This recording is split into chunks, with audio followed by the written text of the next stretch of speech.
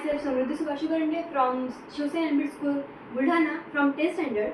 Today I want to ask you some questions about you. What is your name, sir? Dr. Vivek Prakash Rajput. Okay. What is your profession, sir? I am doctor by profession. Yes. And what qualifications you have done for the doctor? I have completed my BAMS from D.Y. Patil Institute of Pune. I have completed my PG MD from RGHS Karnataka, and recently I am doing PhD in DMIHR Wardha. तुम्ही doctor बनण्याचा काय निर्णय घेतला? Because it is a noble profession. यामध्ये तुम्ही सेवा आणि आत्मसन्मान या सर्व गोष्टी इथे मिळवू शकता, आणि त्याचबरोबर आपल्याला जगासाठी काहीतरी करण्याची उमेद इथून जागी होती. तुम्ही डॉक्टर म्हणून अशी कोणती गोष्ट आहे तुम्ही जी प्राऊड फील करता म्हणून? डॉक्टर म्हणून म्हणजे प्राऊड फील करण्यासारखी गोष्ट आहे की I can treat lots of patient. बरेच दुःखितांचं आपण दुःख निवारण करू शकतो. ही सर्वात महत्त्वाची गोष्ट आहे की जी ह्याच प्रोफेशनमध्ये आपल्याला भेटते. तुम्हाला काय वाटतं आजच्या काळाला सगळ्यात जास्त कोणत्या डॉक्टरची गरज आहे? डॉक्टर हा डॉक्टरच असतो आणि सर्व डॉक्टरांची गरज आहेच, भासतेच. पण आजच्या काळात जर आपण बघायला गेलो तर आयुर्वेदाची खूप गरज आपल्या या समाजाला आहे.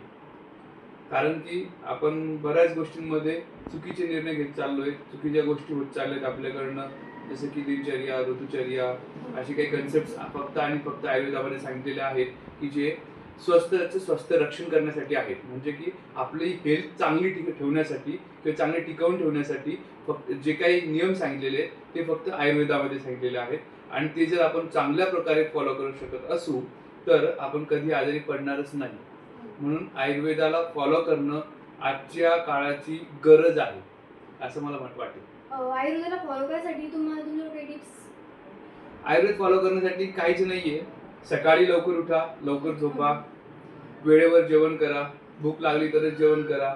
भूक नसताना काय म्हणते त्याला ग्राम्य आहार सेवन म्हणतो आम्ही आयुर्वेदाच्या भाषेमध्ये, जेणे की कुरकुरे, चिप्स वगैरे, आजकालची जी पिढी आहे तुमची, यंगस्टर्स जे आहात तुम्ही, तर तुम्ही काय करताय की आजकाल खानपान तुमचं खूप विकृत होत चाललेलं आहे. तर ते तुम्ही बदललं पाहिजे.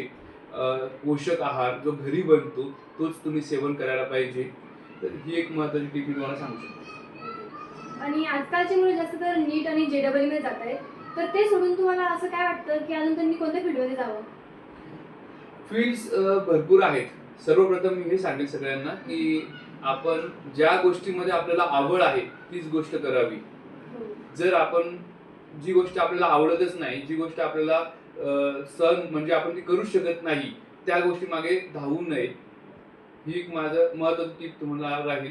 महत्त्वाचं म्हणजे की आपल्याला जर खरंच आपल्याला मॅथ्समध्ये आवड असेल, आपल्याला इंजिनिअरिंग साईडमध्ये आवड असेल, तर आपला कल, आपल्या मेंदूचा कल, आपल्या मनाचा कल कुठल्या बाजूला आहे हे आपण स्वतः ओळखणं गरजेचं आहे, आणि त्यानुसार पावलं उचलणे गरजेचं आहे. तुम्ही आमच्यासारख्या स्टुडंट्सला तुमच्या अनुभवातून एखादी गोष्ट जी आम्हाला सांगू इच्छिता? बेसिकली मी आयुर्वेदाचार्य असल्यामुळे महत्त्वाची गोष्ट मी तुम्हाला आरोग्याबाबतच सांगू शकेल. कारण की मी आजकाल जे माझ्याकडे पेशंट्स येत आहेत त्यापैकी बऱ्याच पेशंट्सचे प्रॉब्लेम जे बघतोय ना, तर खूप चुकीचे खानपान, राहणीमान मुलांची होत चालली आहे. मध्यंतरी एक माझ्याकडे पेशंट आला, तर 12वीचे पेपर आहेत म्हणून रात्री 2-2, 3-3 वाजेपर्यंत जागणारी मुलं सुद्धा मी बघतोय. चहा भरपूर पिणारी मुलं भरपूर बघतोय. खानपानामध्ये विरुद्ध गोष्टी खाणारे भरपूर लोक बघतोय. बाहेरच्या गोष्टी खाणारी मुलं भरपूर बघतोय, आणि यामुळे भरपूर मुलं आजारी पडत आहेत, आणि त्यामुळे ते अभ्यासाकडे चांगलं लक्ष देऊ शकत नाहीये. तर माझी एकच इच्छा असेल की सर्व मुलांनी घरचा घरगुती आहार खावं आणि व्यवस्थित लवकर झोपणे आणि सकाळी लवकर उठून अभ्यास करावा. ही एक महत्त्वाची टीप मी सगळ्या मुलांना सांगू इच्छितो. आणि चहा आपल्या आरोग्यासाठी कसा हानिकारक असतो? चहामध्ये टॅनिन नावाचं जे एक घटक आहे ते आपल्याला म्हणजे आपल्या नर्वस सिस्टीमला ते जास्त ॲक्टिवेट करतं आणि ते आपल्याला त्रास देतं.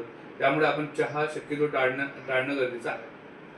Thank you, sir. You give me my all question answers and give information about the Ayurvedic So thank you so very much. Thank you.